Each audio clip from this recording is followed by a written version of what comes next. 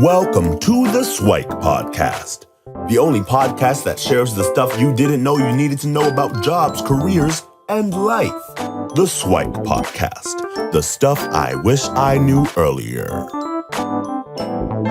Hi, everyone, and welcome to the SIWIKE Stuff I Wish I Knew Earlier podcast. We're here with one of our new guest mentors, Jack Zhou, who comes to us from a background in robotics and engineering, a little bit of technical and some business too. So he's got an interesting story. And Jack, if you could do a better job at explaining yourself and what you're doing now, and then maybe we'll get back into the history and about Jack when he was growing up. So Jack, what are you up to these days? Sounds good. And nice to see you, Luki. A little bit about myself. I've been running actually a robotics and education company. So behind me are some of the cool creations that students been creating. Not all of them are my students, but some of them are other teachers that are here. So been focusing on a lot of entrepreneurship, and our goal is really to inspire future engineers. So from robotics to coding to game development, we've just been having a lot of fun. As a tinkerer myself, I just love what I'm doing, and I've just been doing that for the past 3 years. Yeah. That's perfect. So if we step back in time a little bit, Jack, and talk about what was Jack like as a kid? What were you like growing up? Maybe some of the earliest, fondest memories that you've had, and then how do you go from there into what you're doing now? And we'll probably walk through the journey of that process. But what were you like as a kid, Jack? I think as a kid, I will always be the person trying to think of some games to create. As an only child, you got to really figure out things to keep yourself entertained. So, exploring the neighborhood and just trying to imagine some adventure and create games and then find friends in the neighborhood and just really keep myself entertained, I think, really. And along the way, I realized that, hey, I really like doing this. And then other kids would join in the neighborhood and have fun together. So I think that's where it all started, just from boredom to trying to entertain myself. Cool. So as an only child, you were on your own. So obviously you had to come up with ways to get more excited, and you created games on your own. What about some of the interesting in things like engineering or marketing and stuff like that? Where do you think might have planted the seeds for those interests when you were younger? I think it was interesting where I had my mom actually came from more of a marketing and sales and business development, where my dad was more of an engineer and focusing, he was more of industrial and building and development. So I had a mix of both sides, and I was like, which one do I do? I'm just wondering. And I think that kind of sparked my interest. I was interested in both because I was like, well, one side, you get to present some cool ideas and talk about a story and really inspire people as well. And on the other side, you get to build something and show it to people as well. And at the end of the day, when you merge it all together, I think that's more wholesome. So slowly, that's kind of where it started. Yeah, and some of the cool things that I remember dabbled into. I was actually working and selling cookies as a kid, and I just thought that was really fun. I would actually mainly sell to parents, friends, really, and just be like, hey, you hungry for a cookie, or guilt trip them? And they'll be like, okay, we'll buy it. And I just got really excited. And I was like, I'm selling a really good product. And when I see that they're eating something delicious, I feel really good. But then that got me just thinking, what if I created my own stuff? And then I realized that I had to learn a lot. So I had to figure out, what do I want to create? Do I still want to make cookies, or do I want to do something else? So some of the adventures that I've done actually in school, I realized that I'm trying to find a need, trying to figure out what people really wanted.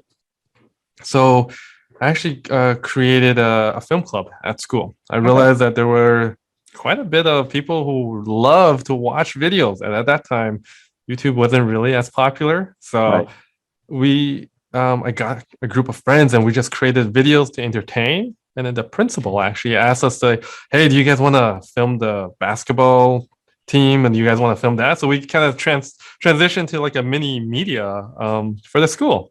So that just got me thinking of building more and more things. And that's kind of how it started. Sounds good. So when you're growing up, you start this kind of like film business, kind of Yeah. entertainment studio, so to speak, and then well, you have to make a decision at some point to go into university, college, or to do something else for kind of the next segment of your life. How do you make that decision? So was it on the film side, the creation, the media side? Was it more on the marketing? Was it more on the engineering? How did that decision take place? Ah, yeah. So when I applied to university, I had a few things that I was thinking about. Do I want to continue with filming? Or do I want to like what else? What are other things that I like to explore? So ultimately, I started actually applying for both actual filming and actually business. Hmm. So I thought at the end of the day, running any product, running anything is related to business and commerce. And those are some of the key things that I need to understand first. And I just thought, well, from there, I also wanted to figure out, oh, marketing sounds really exciting. You got to use your left side and the right side of the brain. And Right. you know what? I've been doing that all throughout childhood. So I thought that's something that will be a good start. Um, so when I actually applied to school, I was applying to Western, York, Waterloo, and all over, like really Ontario. But ultimately, I actually decided to go to UFT because it was the closest one to Toronto, and it Right. was just easier, close to home. And if I needed to go home, it's not a super long trip. So Right. that kind of helped me with my decision making process. And the decision between film and business, to me, that was an easy one, at least at the time, was because I felt that film was something I enjoyed, I was doing, that was fun. But at the end of it, I thought business was a foundation of keeping the engine going and keeping everything, moving forward. Right. So creating a film is great, but someone needs to figure out how to make it sustainable and create a Mhm. correct business model out of it. So that's why I went into business. Cool. So you decide to go to U of T for business and do some things in marketing, and then I know you also did a stint in computer science. So how does that transition happen? Yeah. So the other transition that happened was, um, I did my first internships. One was at RBC and another one was actually at LinkedIn. And when I started talking to some of the engineers at LinkedIn, I was like, oh, this is really cool. And they're actually more able to build stuff. And Right. now the other part of my brain started thinking, okay, I want to build stuff too. So I started coding by myself. And I knew that I was, at the time, I was in my second year and I already had some computer science as well. And I was like, you know what? I want to also complete that side of the degree as well. And I want to work on the on my computer science courses. So I started adding that part into my I guess spectrum of classes. It definitely made me a lot more busier, but I thought at the end of the day, I also want to be able to build stuff too and code stuff. And the logic and just creating things were really, really something that excited me. Sounds good. So you're in school now, and you're doing a hybrid of kind of business and computers and technical, and then you're approaching graduation, where you kind of have to say, okay, what do I want to do when I graduate? What sort of jobs should I apply for? Like, how does that process go along in your head, right? So do you go more business? Do you go more tech, or do you do the hybrid, or what was the thought process when you were graduating? Yeah, and that was actually a really big challenge because you're taking a lot of these courses, and when you're in school, things are somewhat of black and white. You're like, oh, I want to get that skill, I take that course. But then all of a sudden, when you go to the job world, you're like, there's a lot of decisions that you have to make. And every decision, you kind of, go a path forward, and um, that would impact of where your next 5, 10 years go. So Sure. that was a big struggle. Do I want to say do more on the business side and do more on the technical side? And I remember talking to you a lot about this, and I was like, I don't know what to do. There's so many decisions, which are all good decisions, but yeah, I think I had such a huge dilemma. So I started, I would say I started doing a bit of both. And then luckily, my first job actually was more consulting. So consulting for a business that would, I would scope out their requirements and build and develop the features. So it was a little bit of both as well. And that really helped me because I get to talk to clients and they get to tell me how their day went, but they also get to tell me their pain points of what we can do to solve their businesses. So CRMs and ERPs are like building a business solutions for these businesses. That was really exciting too. So I get to learn a lot there. Sounds good. So now you've graduated. You've got kind of the best of both worlds, where you're in consulting and you're dealing with the business side, but also able to kind of build and understand kind of requirements for other businesses. And then you venture into the world of entrepreneurship. So how does kind of that build up or come to fruition? And what were some of the decision points that you had along the way? Well, to be honest, you're one of the key inspirations, as I see that you do a lot of entrepreneurship as well. And I think naturally, as doing consulting side and working working with different clients, you see, okay, you start thinking how to build stuff. You start learning about different business models, operation and process, and you realize that you're really excited still going back to the roots of building things, and you want to make an impact. So that's the key thing that I really, really wanted to do. So I started figuring out what were some of the things that I'm passionate about. Is it education? Is it sciences? And is it any other things?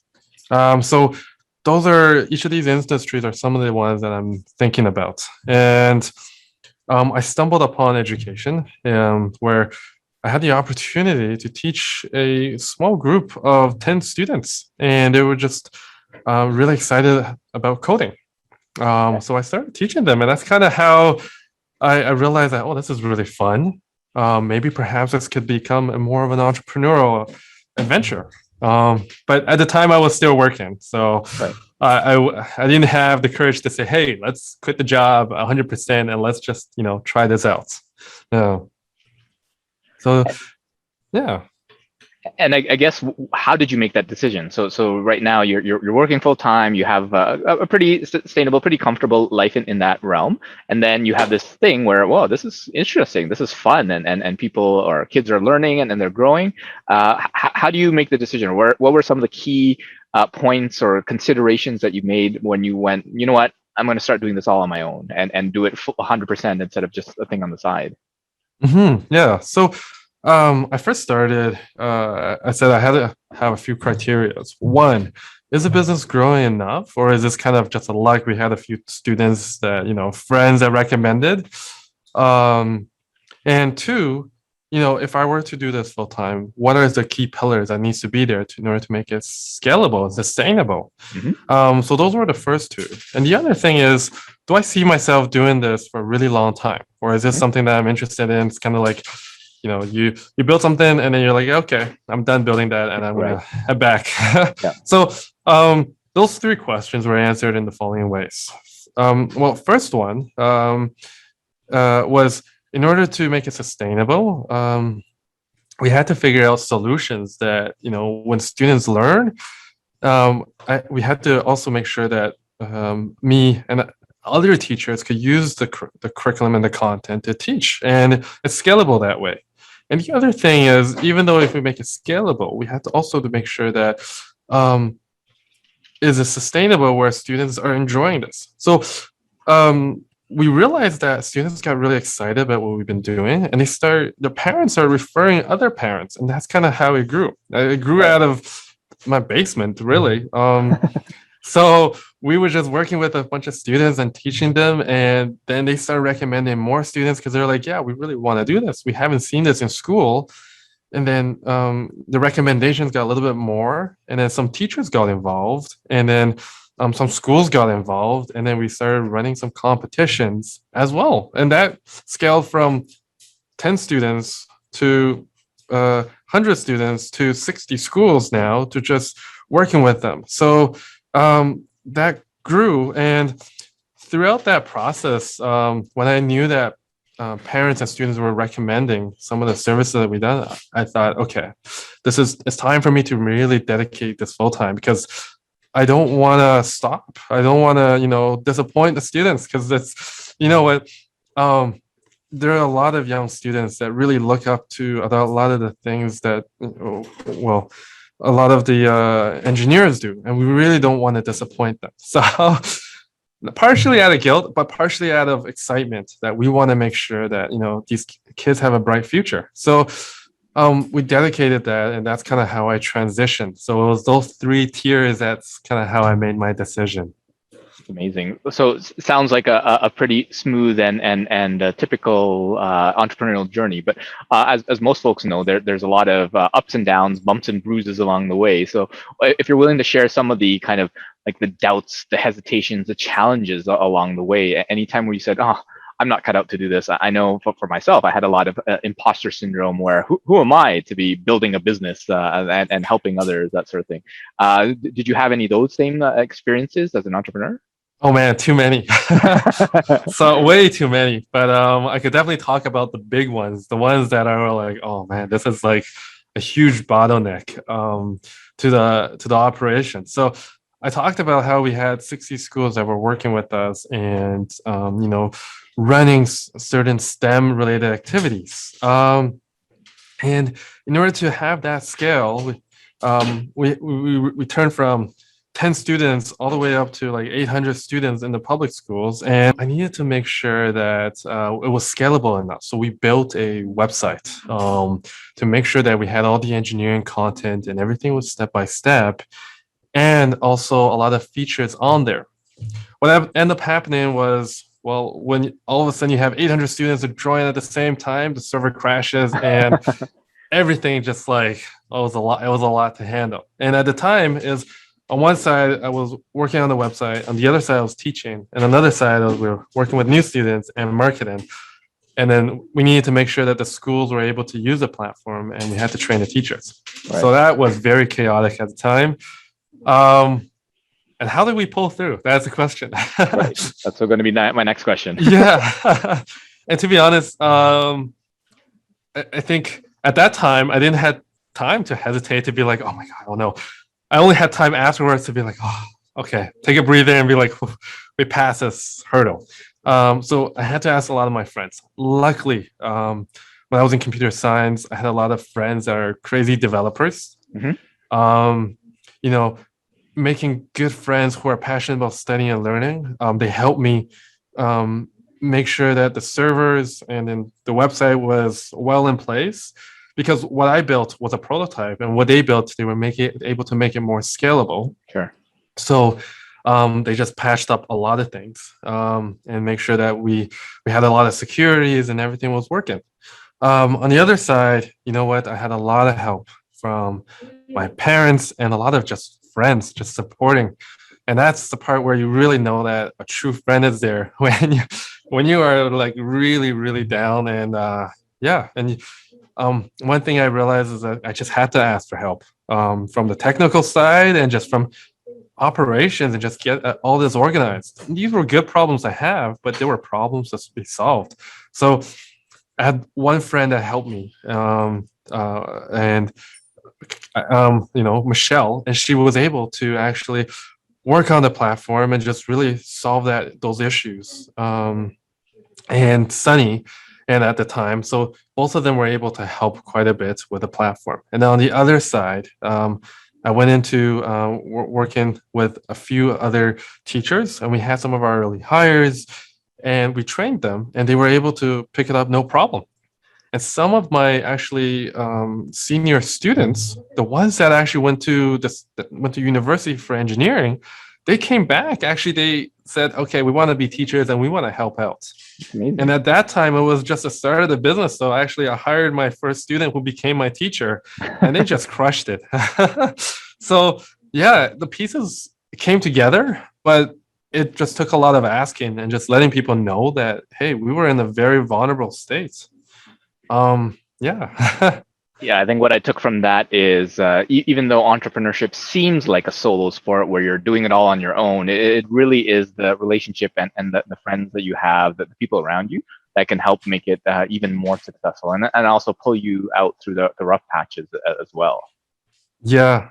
And then I think there's just way too many rough patches and close calls. But like that was a really big one. And I think at the end of the day, it's just making sure that there's a support channel. Because yes, I definitely do agree. Entrepreneurship is a very solo journey because you got to think what are the next steps, how to lead a team, and all of those things. Um, Most of the time, you're asking others, "Hey, how are you feeling? How's your work?" And rarely do people ask you, "Hey, how are you feeling? How's your work?" Right. Which is not the complaining side, but those are the things that you really. It is partially solo, but there are groups of people that are willing to make sure that like you can't stand alone. It's it's a huge network to start something like this. Yeah, and I would recommend anybody who is going down the entrepreneurial path is to find other entrepreneurs to hang around with, because oftentimes when you're going through life, most of your friends, classmates, and those that are around you are more on the employee path, right? They're looking to get a job and stuff, and they don't understand the same challenges that you do, right? Entrepreneurship often is a 24/7 365 type of thing, where hopefully you get some sleep in there, but it's a little bit different where it's almost always on your mind, like, well, when you're not working and taking some time off, well, should you be working, because this could be another client or another student or another someone that you can support. So definitely building that support structure would help. I wanted to chat a little bit more about kind of what you built so far and your students. So we had a discussion off camera on things like student leadership. So this is helping them build some leadership skills and also things like social skills and soft skills, which I like to call human skills, after what kind of Simon Sinek says, because it's no longer soft and optional. It's human and necessary, that everyone needs to have these types of skills. So like effective communication, time management, relationship building, and all that sort of stuff.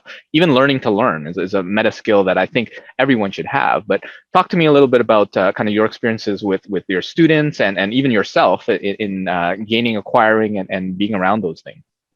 Yeah, so a lot of us in this environment, because we're teaching students to code and we're teaching them robotics, and there's a lot of engineering involved, from mechanical, electrical to computer engineers. And what I find that definitely students need to have is the human skills.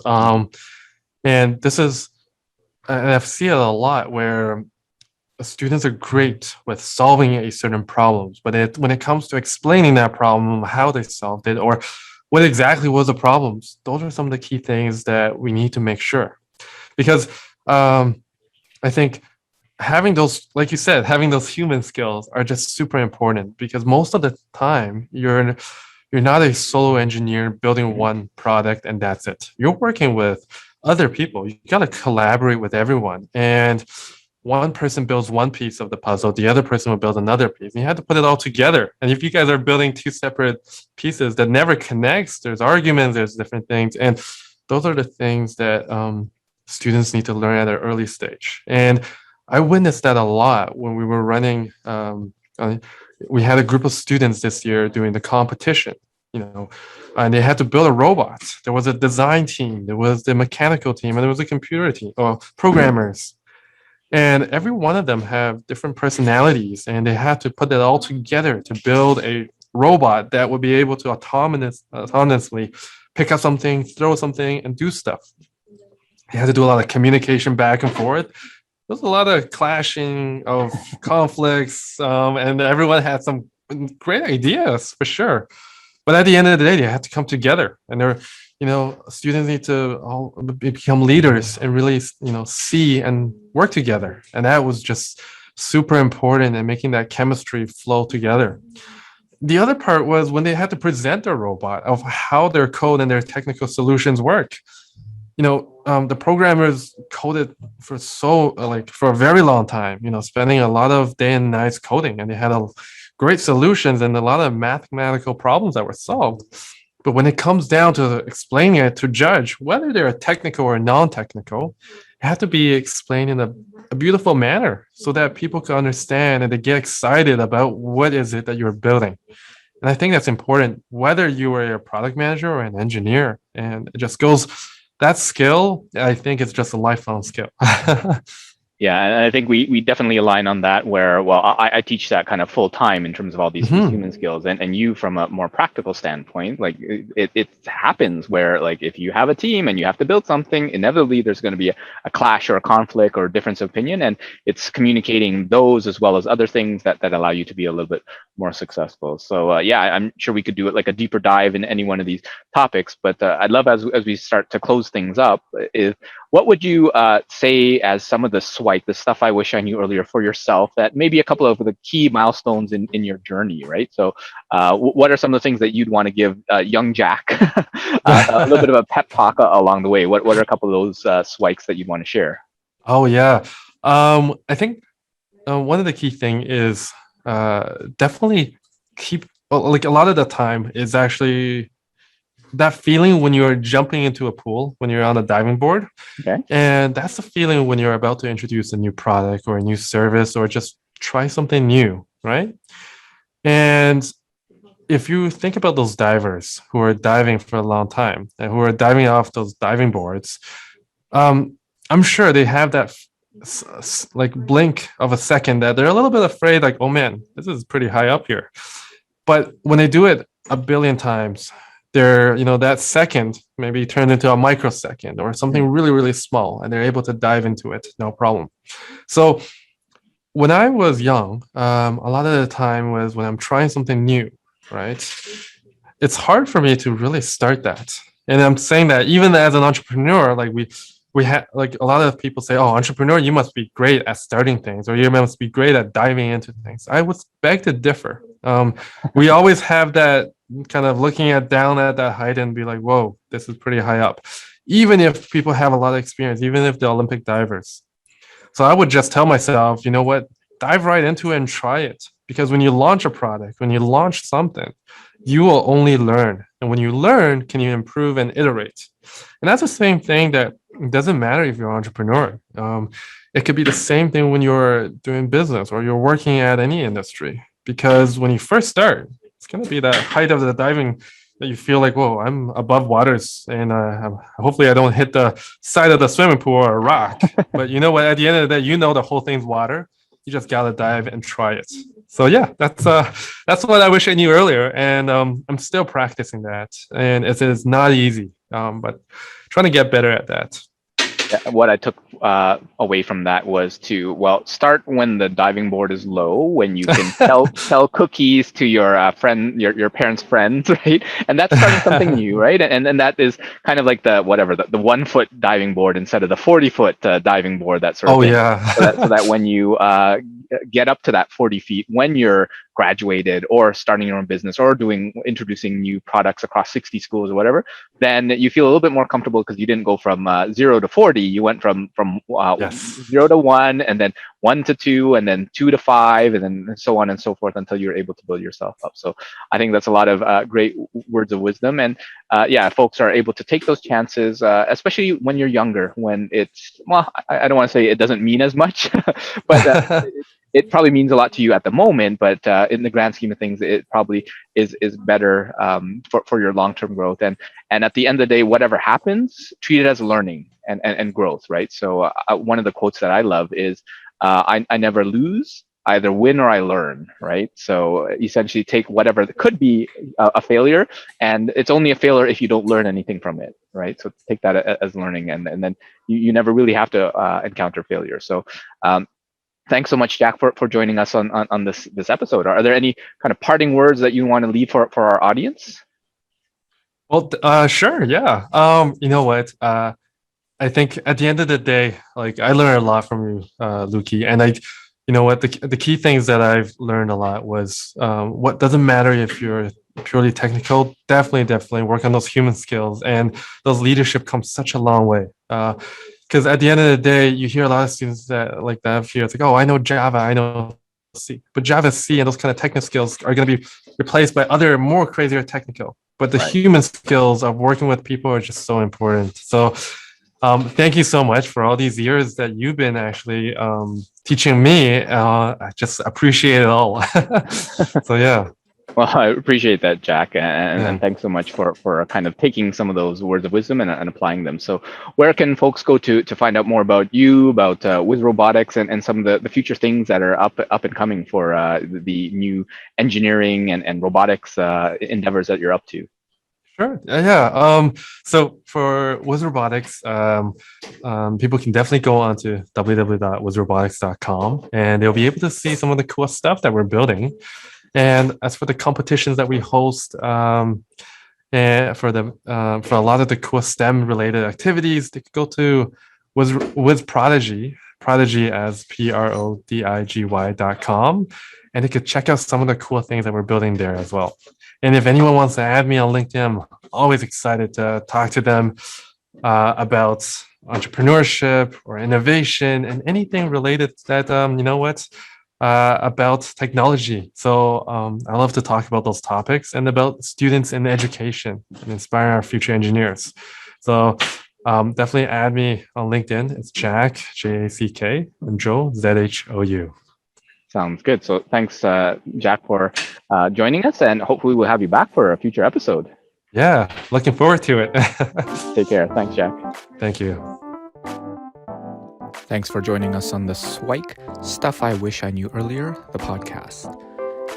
If you like the podcast, please subscribe on iTunes, Stitcher, or wherever you found this podcast.